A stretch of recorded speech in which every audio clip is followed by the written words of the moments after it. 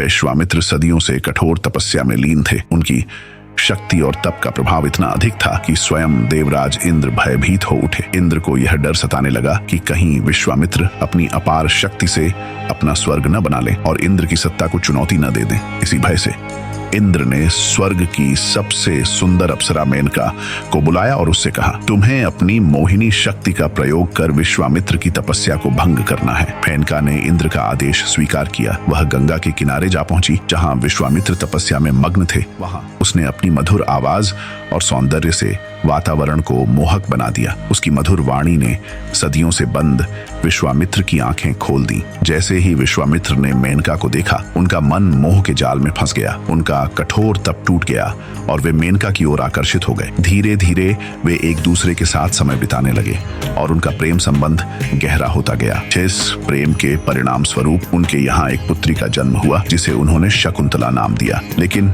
एक दिन विश्वामित्र को अपनी तपस्या का उद्देश्य याद आया।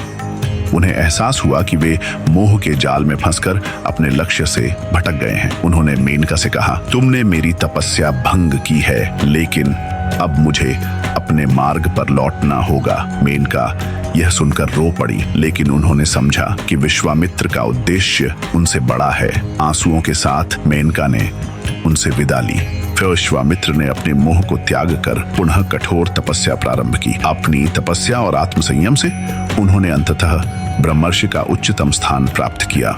यह कहानी हमें मोह, प्रेम और आत्मसंयम की अद्भुत शिक्षा देती है।